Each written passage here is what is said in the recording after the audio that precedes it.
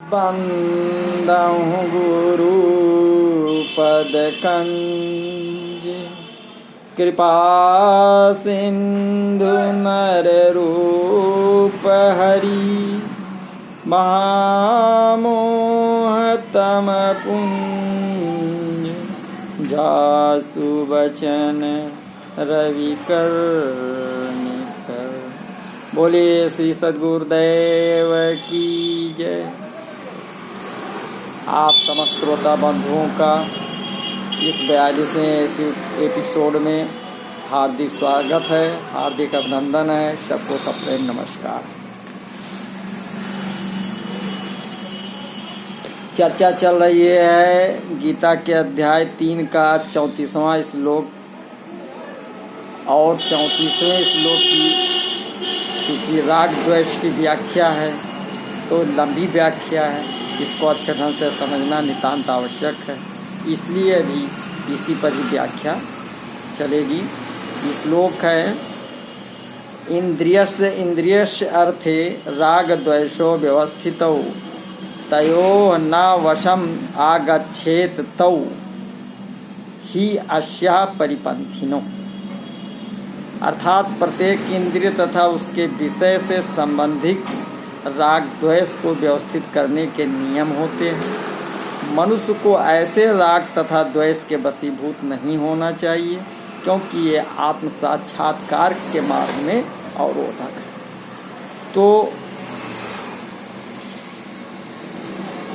तो ही अस्य परिपंथिनो, यानी ये आत्म साक्षात्कार के मार्ग में अवरोधक हैं। तो पारमार्थिक मार्ग में राग द्वेष ही साधक की साधन संपत्ति को लूटने वाले शत्रु, परंतु इस ओर प्रायः साधक ध्यान नहीं देता। तो यही कारण है कि साधन करने पर भी साधक की जितनी आध्यात्मिक उन्नति होनी चाहिए उतनी होती नहीं।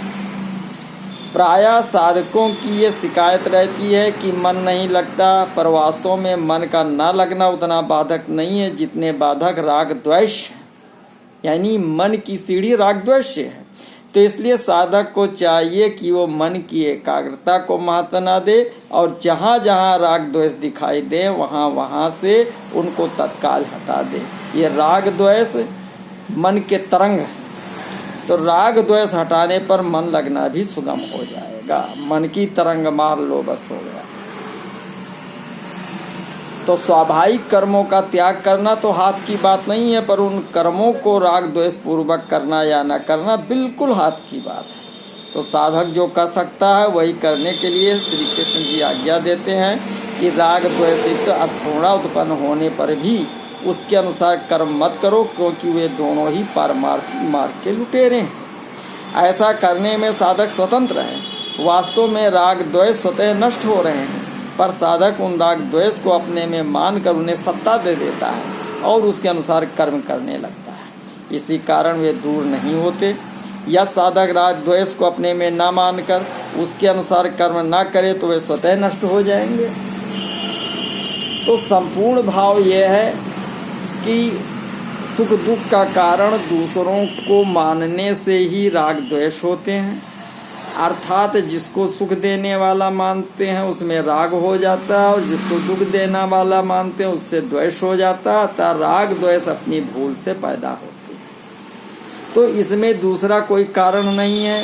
राग द्वेष होने के कारण ही संसार भगवत स्वरूप नहीं दिखता, प्रत्युत जड़ और नाशवान दिखता है। अगर राग द्वेष ना हो तो जड़ता है ही नहीं, प्रत्युत सब कुछ चिन्मय परमात्मा ही है, वासुदेवा सर्वम। तो अगर मन बुद्धि में राग द्वेष आदि कोई दोष पैदा हो जाए तो उसके बस में नहीं होना चाहिए, अर्थात उनके अनुसार कोई निश्चित क्रिया नहीं करनी चाहिए। उसके वशीभूत होकर क्रिया करने से वो दोष दृढ़ हो जाएगा, परंतु उसके वशीभूत होकर क्रिया न करने से एक उत्साह पैदा होगा। जैसे किसी ने हमारे से कड़वी बात कह दी पर हमें क्रोध नहीं आया, तो हमारे भीतर एक उत्साह प्रसन्नता होगी कि या तो हम बच गए। परंतु इसमें अपना बल ना मानकर ईश्वर की कृपा माननी चाहिए, सद्गुरु की कृपा माननी चाहिए कि उनकी कृपा से ही हम बच गए, नहीं तो उसके वशीभूत हो जाते। तो इस तरह साधक को कभी भी कोई दोष दिखे तो वो उसके वशीभूत ना हो, उसको अपने में भी ना माने। तो अगर राग द्वेष अपने में होते तो तब तक अपनी सत्ता रहती, तब तक राग द्वेष भी रहते। परंतु ये सबका अनुभव है कि हम निरंतर तो रहते हैं पर राग द्वेष निरंतर नहीं रहते, प्रत्युत आते जाते। सत्तारूढ़ स्वयं में राग द्वेष आ ही नहीं सकते, कारण कि हमारा स्वयं का विभाग अलग है और राग द्वेष का विभाग अलग है। तो जिसको राग द्वेष के आने जाने का ज्ञान होता है वो राग द्वेष से अलग होता है। अतः राग द्वेष हमारे से भी अलग है और जिनमें ये प्रतीति होती है उन मन बुद्धि आदि से भी अलग है। मनोगता तो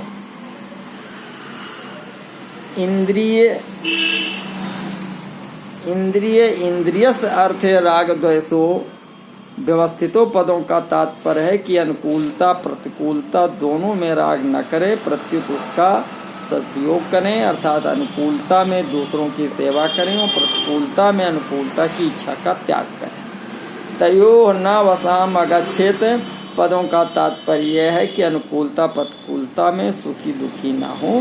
सुखी दुखी होना फलासक्त होना और फलासक्त मनुष्य बन जाता है, फले सक्तो निबद्धते। तो राग द्वेष के बस में ना होकर क्या करना चाहिए और क्या नहीं करना चाहिए, तो ये अगले श्लोक में श्री कृष्ण जी कहते हैं कि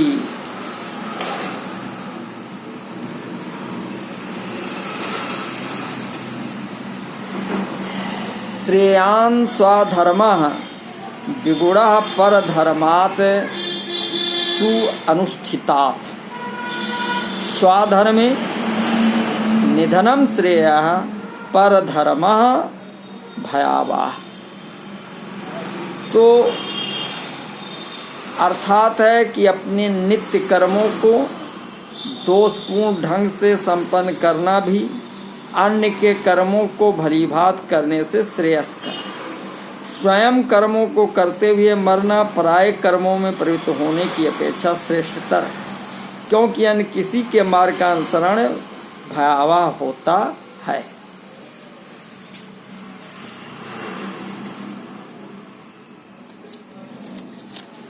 तो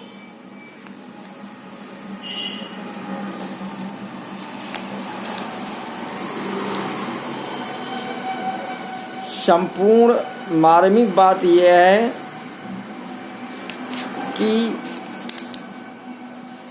हम स्वयं परमात्मा का अंश होने से वास्तव में स्वधर्म, अपना कल्याण करना, अपने को भगवान का मानना और भगवान के सिवाय किसी को भी अपना ना मानना, अपने को जिज्ञासु मानना, अपने को सेवक मानना, कारण कि ये सभी सही धर्म है, खास स्वयं के धर्म हैं, मन बुद्धि के धर्म नहीं है। बाकी वर्ण आश्रम शरीर आदि को लेकर जितने भी धर्म हैं वे अपने कर्तव्य पालन के लिए स्वधर्म होते हुए भी परधर्म ही हैं, कारण कि वे सभी धर्म माने हुए हैं और स्वयं के नहीं हैं।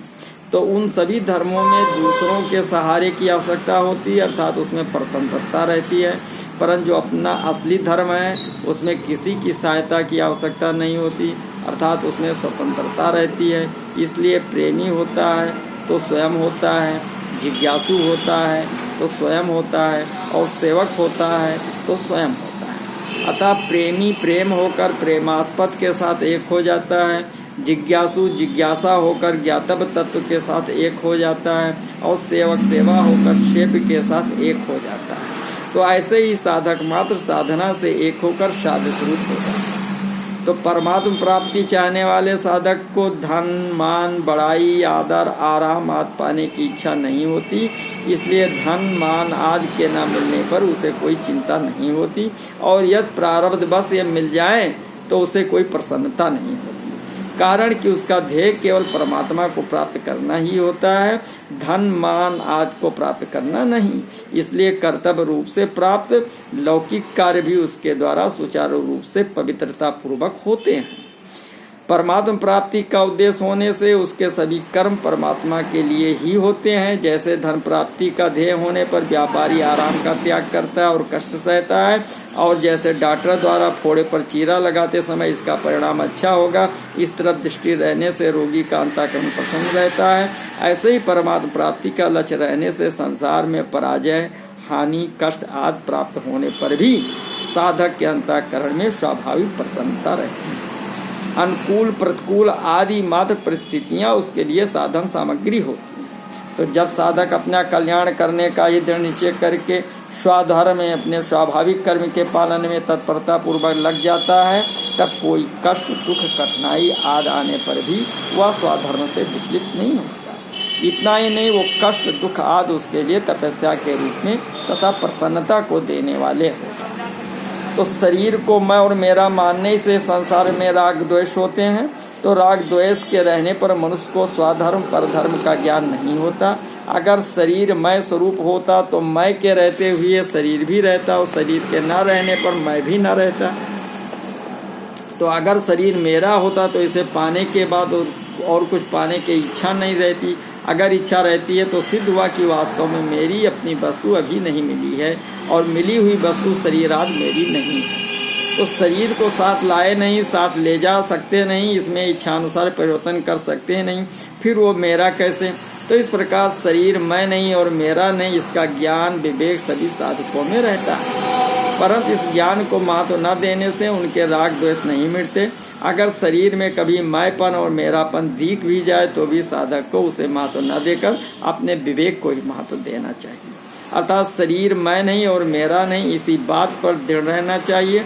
अपने विवेक को महत्व देने से वास्तविक तत्व का बोध हो जाता है। बोध होने पर राग द्वेष नहीं रहते। राग द्वेष के न रहने पर अंतःकरण में स्वधर्म परधर्म का ज्ञान स्वतः प्रकट होता है और उसके अनुसार स्वतः चेष्टा होती है। परधर्मो भयावह, यद्यप परधर्म का पालन वर्तमान में सुगम दिखता है तथा परिणाम में वो सिद्धांत से भयावह है। यदि मनुष्य स्वार्थ भाव का त्याग करके परहित के लिए स्वधर्म का पालन करे तो उसके लिए कहीं कोई भय नहीं। अब शंका आती है कि 18वें अध्याय के 42वें, 47वें, 44वें श्लोक में क्रमशः ब्राह्मण, क्षत्रिय, वैश्य और शूद्र के स्वाभाविक कर्मों का वर्णन करके श्री कृष्ण जी ने 47वें श्लोक के पूर्वार्ध में भी यही बात श्रेयान स्वधर्मो विगुणा परधर्मा अनुष्ठितात कही है। अतः जब यहाँ प्रस्तुत श्लोक में दूसरे के स्वाभाविक कर्म को भयावह कहा गया है, तब 18वें अध्याय के 42वें श्लोक में कहे ब्राह्मण के स्वाभाविक कर्म भी दूसरों, क्षत्रिय आदि के लिए भयावह होने चाहिए, जबकि शास्त्रों में सभी मनुष्यों को उनका पालन करने की आज्ञा दी गई है। अब इसका समाधान ये है कि मन का निग्रह, इंद्रियों का दमन आदि तो सामान्य धर्म है। गीता के 13वें अध्याय के 7वें, 11वें तक और 16वें अध्याय के पहले से तीसरे श्लोक तक में दिया गया है। तो जिनका पालन सभी को करना चाहिए क्योंकि ये सभी के स्वधर्म है।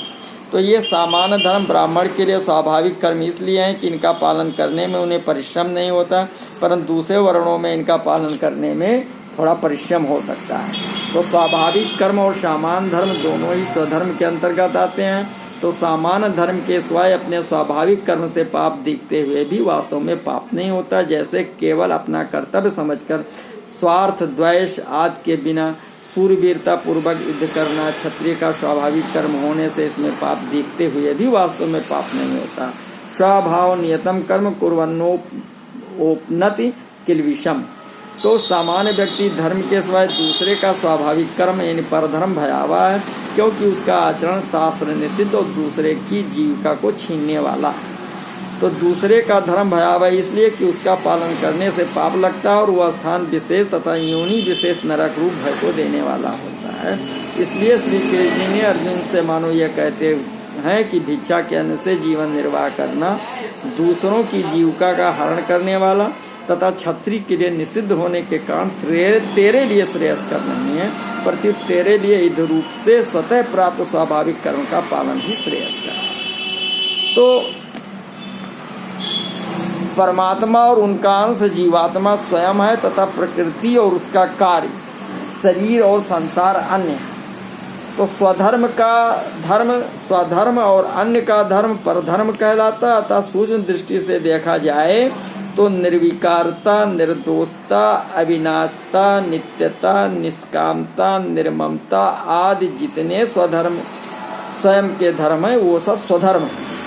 उत्पन्न होना, उत्पन्न होकर रहना, बदलना, बढ़ना, क्षीण होना तथा नष्ट होना, जायते अस्त विपरिणमते वर्धते अपेक्षीयते विनश्यति। तो एवं भोग और संग्रह की इच्छा, मान बढ़ाई की इच्छा आदि जितने शरीर के संसार के धर्म हैं वे सब पर धर्म। संसार धर्म ये विमुह्यमान, स्वयं में कभी कोई परिवर्तन नहीं होता इसलिए उसका नाश नहीं होता, परंतु शरीर में निरंतर परिवर्तन होता है इसलिए उसका नाश होता है। इस दृष्टि से स्वधर्म अविनाशी और परधर्म नाशवान है। त्याग यानी कर्म योग, बोध यानी ज्ञान योग और प्रेम यानी भक्ति योग ये तीनों ही स्वतः सिद्ध होने से स्वधर्म है। तो स्वधर्म में अभ्यास की जरूरत नहीं है, क्योंकि अभ्यास शरीर के संबंध से होता है और शरीर के संबंध से होने वाला सब परधर्म है। योगी होना स्वधर्म है और भोगी होना परधर्म है। निर्लिप्त रहना स्वधर्म है और लिप्त होना परधर्म है। सेवा करना स्वधर्म है और कुछ भी चाहना परधर्म है। प्रेमी होना स्वधर्म है और रागी होना परधर्म है। निष्काम, निर्मम और अनासक्त होना स्वधर्म है एवं कामना, ममता, आसक्ति करना परधर्म है। तात्पर्य है कि प्रकृति के संबंध के बिना स्वयं में होने वाला सब कुछ स्वधर्म है और प्रकृति के संबंध से होने वाला सब कुछ परधर्म है। तो स्वधर्म चिन्मय धर्म और परधर्म जड़ धर्म। तो परमात्मा का अंश शरीरी स्व है और प्रकृति का अंश शरीर पर है। स्व के दो अर्थ होते हैं, एक तो स्वयं और दूसरा स्वकीय अर्थात परमात्मा। इस दृष्टि से अपने स्वरूप बोध की इच्छा तथा स्वकीय परमात्मा की इच्छा दोनों ही स्वधर्म है। पुरुष चेतन का धर्म है, स्वतः सिद्ध स्वाभाविक स्थिति, और प्रकृति जड़ का धर्म है, स्वतः सिद्ध स्वाभाविक परिवर्तनशीलता। पुरुष का धर्म स्वधर्म और प्रकृति का धर्म परधर्म है।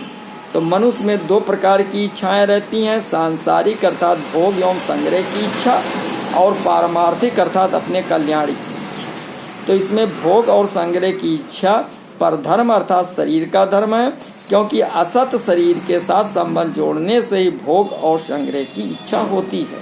अपने कल्याण की इच्छा स्वधर्म है, क्योंकि परमात्मा ही अंश होने से स्वयं की इच्छा परमात्मा की ही है, संसार की नहीं।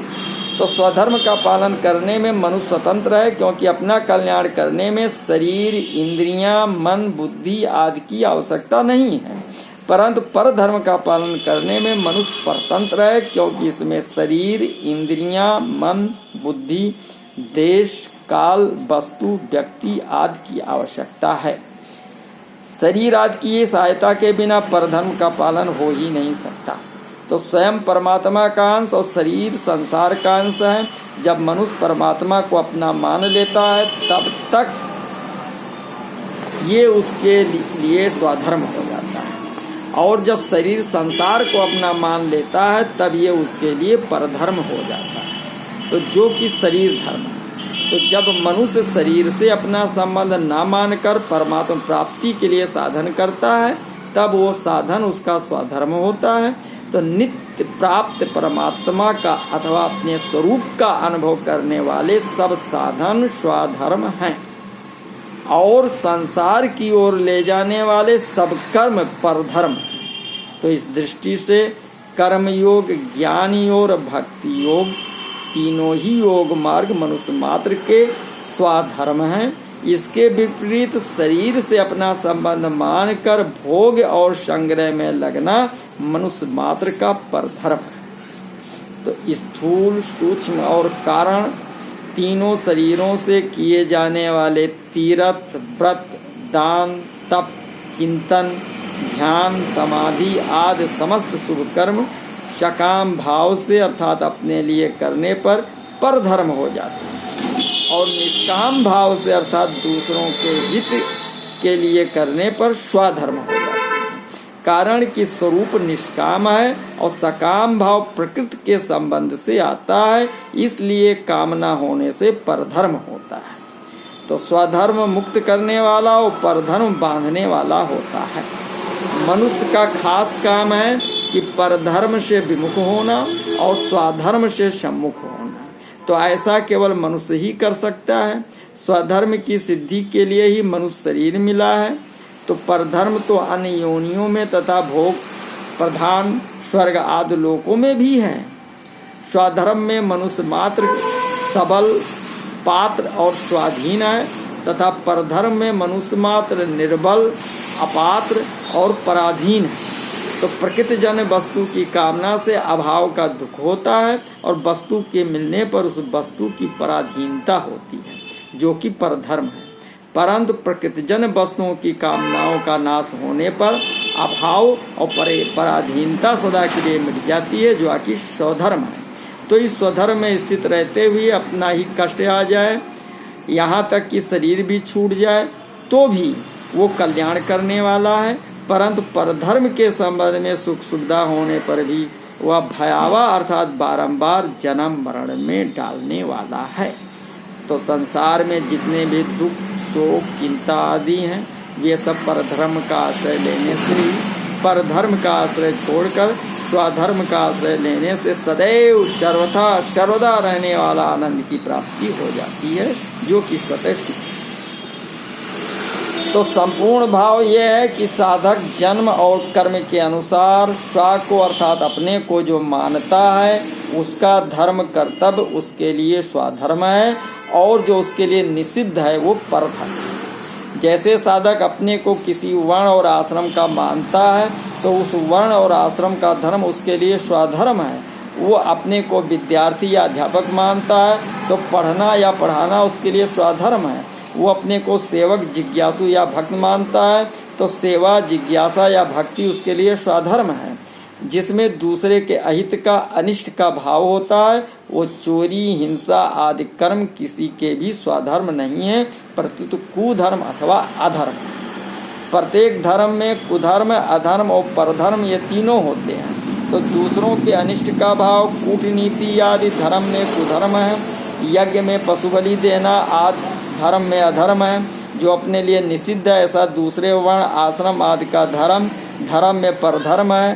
कुधर्म, अधर्म और परधर्म, इन तीनों से कल्याण नहीं होता। कल्याण का उस धर्म से होता है जिसमें अपने स्वार्थ तथा अभिमान का त्याग और दूसरे का वर्तमान में और भविष्य में हित होता है। तो निष्काम भाव से दूसरे के हित के लिए कर्म करना कर्मयोग स्वधर्म है। स्वधर्म को ही गीता में सहज कर्म, स्वकर्म और स्वभावज कर्म नाम से कहा गया है। तो कर्तव्य के विरुद्ध कर्म करना ही अकर्तव्य है, और कर्तव्य का पालन न करना भी अकर्तव्य है। गीता के दूसरे अध्याय का 33वें श्लोक में बताया गया। तो इस प्रकार अब आगे अर्जुन प्रश्न करेंगे, तो प्रश्न क्या होगा ये अगले वीडियो में रखेंगे। तब तक कि आप सभी लोगों को नमस्कार, और आप लोगों से अनुरोध है तो कृपया लाइक करें, शेयर करें, और जिन्होंने सब्सक्राइब नहीं किया वो सब्सक्राइब कर लें। धन्यवाद।